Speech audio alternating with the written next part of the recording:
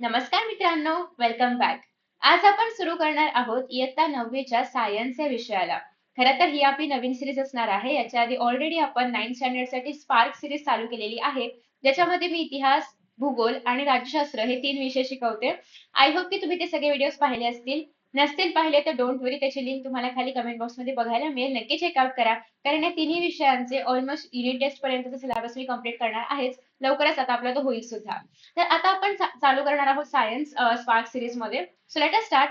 खरं तर या चॅप्टरचे व्हिडिओज किंवा स्पेसिफिकली सायन्सचे व्हिडिओज या चॅनलवरती येत राहतील आणि इतिहास, राज्यशास्त्र, भूगोल जे आहेत ते मेन चॅनलवरती येत राहील. सो तुम्ही दोन्ही चॅनलला सबस्क्राईब करून ठेवा, जेणेकरून तुम्हाला नोटिफिकेशन येईल. So let us start. सगळ्यात पहिल्यांदा आहे लॉज ऑफ मोशन. लॉज म्हणजे काय? नियम. आणि मोशन म्हणजे काय? गती. आता फॉर एक्झाम्पल, एखादी गोष्ट काहीतरी मूव्ह होतीये, म्हणजे याचा अर्थ काय की या ठिकाणी काहीतरी मोशन आहे. सो बेसिकली एखादी कोणतीही गोष्ट जी की मूव्ह होते त्याला आपण काय म्हणतो की ती गोष्ट मोशन मध्ये आहे. आता ती मूव्ह कशामुळे होते? तिला आपण काही फोर्स लावतोय का? या सगळ्या गोष्टी आपल्याला या पाठामध्ये बघायच्या आहेत. So let us start first with our examples, जेणेकरून तुम्हाला ऍटलिस्ट मोशन म्हणजे काय किंवा या सगळ्या गोष्टी काय आहेत हे थोडंसं रिलेट करता येईल.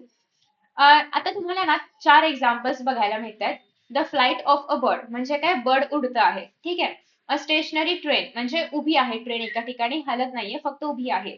लिव्स फ्लाइंग थ्रू एअर आणि झाडाची पानं जी आहेत तर ती हवेमध्ये उडत आहेत. आणि stone lying on a hill आणि एक टेकडी आहे, त्याच्यावरती स्टोन असं ठेवलेला आहे. तर त्यांनी काय विचारलंय की यापैकी कशामध्ये तुम्हाला मोशनचा प्रेझेन्स बघायला मिळतोय आणि कुठे तुम्हाला मोशन नाही बघायला मिळतंय. तर बघा, आता एखादा बर्ड उडतोय. उडतोय म्हणजे काय? तो मोशन मध्ये आहे, राईट? आता तो असा उडत असणार आहे तेव्हा तो मोशन मध्ये आहे. सो या ठिकाणी मोशनचा प्रेझेन्स आहे.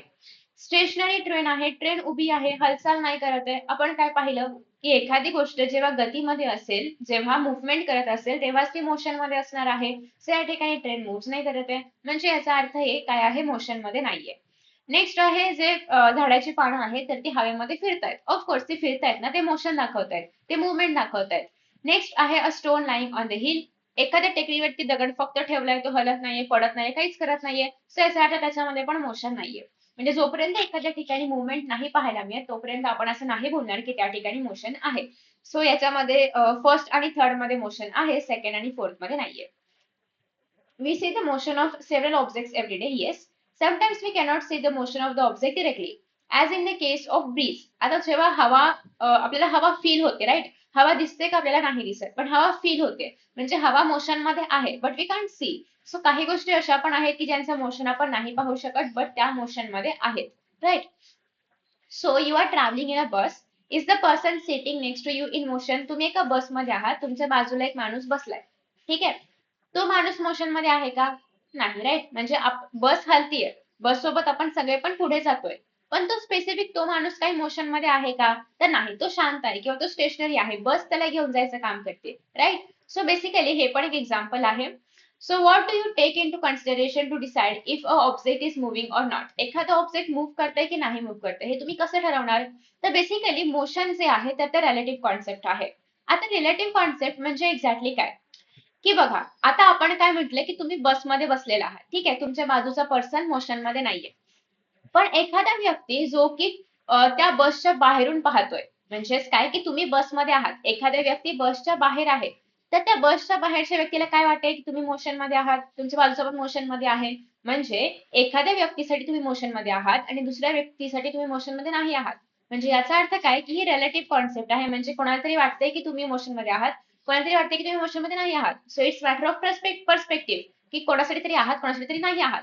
सो अशा केसला आपण काय म्हणतो? रिलेटिव्ह कॉन्सेप्ट म्हणतो. ठीक आहे. सो त्याच्यामुळे आपण असं नाही बोलू शकत की हे स्पेसिफिक आहे म्हटल्यावर हे मोशन मध्ये आहेच आहे, नाही. तुमच्यासाठी ते मोशन मध्ये असेल, पण मी माझ्यासाठी नाहीये. ठीक आहे. सो येस, अगेन बघा की प्लेन प्लेन चालू आहे, प्लेन माहिती आहे, एरोप्लेन माहितीये. सो एरोप्लेन मध्ये मी आहे, माझ्या बाजूला कोणीतरी बसलेला आहे. फॉर दॅट पर्सन जो माझ्या बाजूला बसलेला आहे, त्याच्यासाठी मी शांत बसले, मी कुठल्याही मोशन मध्ये नाहीये. पण एखादा पर्सन जो की ग्राउंड वरती आहे त्याला काय वाटणार की वरचं जे प्लेन हलतंय त्याच्यामधली माणसं पण तर हलतायत. म्हणजे याचा अर्थ फॉर दॅट पर्सन जो की ग्राउंड वरती आहे त्याच्यासाठी मी मोशन मध्ये आहे. पण फॉर द पर्सन जो की माझ्या बाजूला बसलाय त्याला असं वाटतंय की मी मोशन मध्ये नाहीये. कळतंय? सो त्याच्यामुळे मोशन हे काय आहे? रिलेटिव्ह कॉन्सेप्ट आहे. आता इथे बघा, एक सिम्पल एक्झाम्पल घेऊयात आपण, की तुम्हाला डिस्टन्स आणि डिस्प्लेसमेंट मधला जे डिफरन्स आहे तर ते कळलं पाहिजे त्यासाठी. So let me go here. Okay. आता या ठिकाणी बघा, इथे आपल्याकडे ना ए टू बी जायचंय. ठीक आहे, we have to go from A to B. आता एक ऑप्शन आहे की मी असं जाईन, इकडून असं फिरून जाईन. ठीक आहे, दुसरं ऑप्शन आहे की मी असं फिरून जाईन. तिसरं ऑप्शन आहे की मी सरळ जाईन. आता मला एक सांगा, मी जर फिरून गेले या कर्व शेप मधून, तर ऑफकोर्स मला जास्त टाइम लागणार आहे असं जायला, आणि मला जास्त डिस्टन्स पण कव्हर करावं लागेल, इकडून गेले काय किंवा इकडून गेले काय. पण मी जर स्ट्रेट गेले तर पॉसिबिलिटी आहे की मी कमी वेळेमध्ये पोहोचेन, राईट.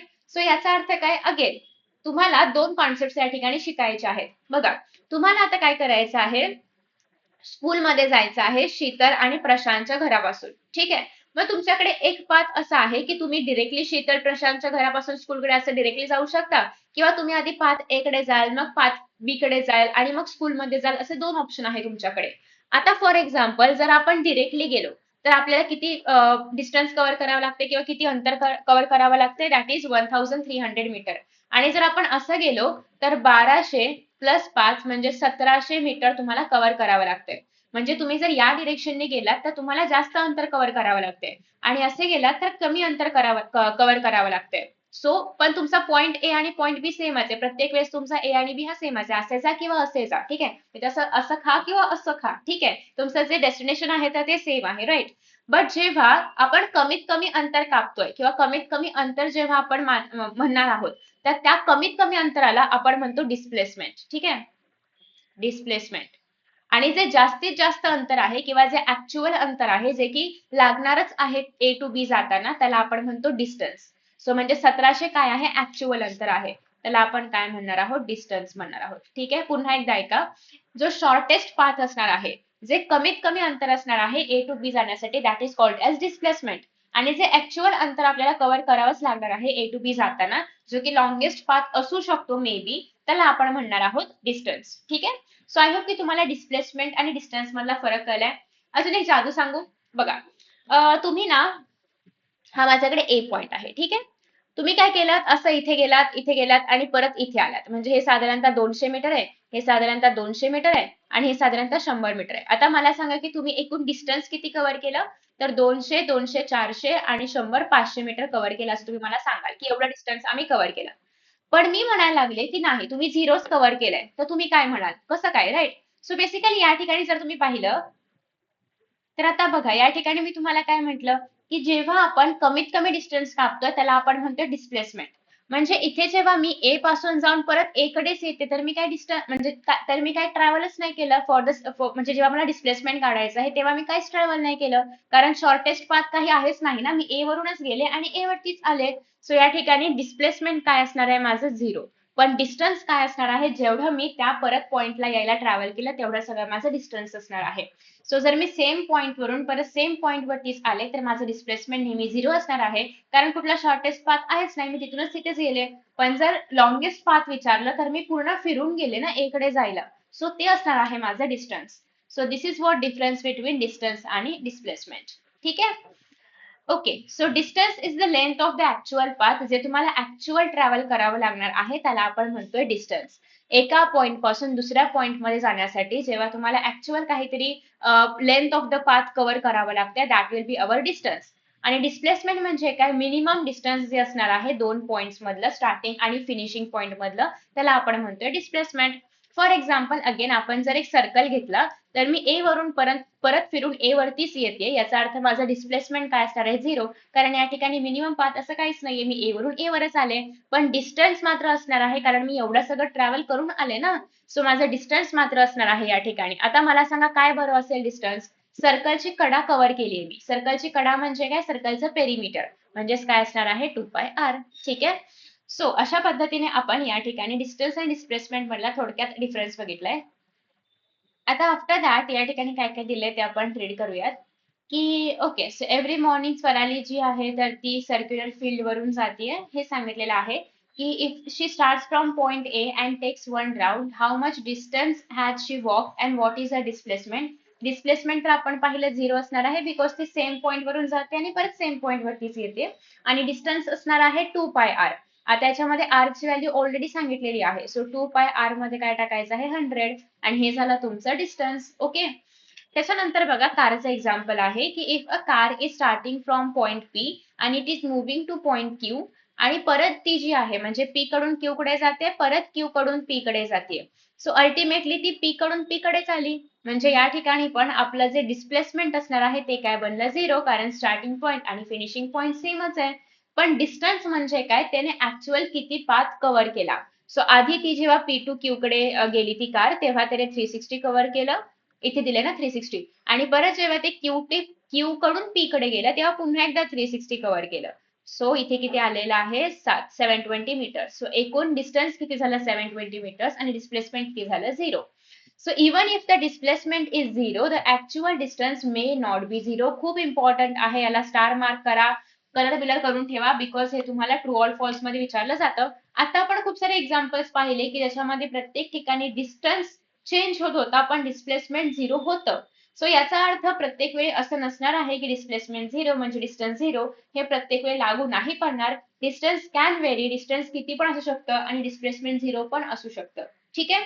सो हा यातला महत्वाचा पॉईंट होता जो की तुम्हाला एक्झामसाठी इम्पॉर्टंट आहे.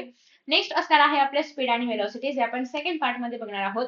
मला तुमच्याकडून सजेशन हवं आहे की असे मी पार्ट्स मध्ये व्हिडिओज बनवू, की एकदम मोठा एक साधारणतः अर्धा तासाचा वगैरे किंवा एक तासाचा वगैरे व्हिडिओ बनवू, की कसं बनवायचं आहे.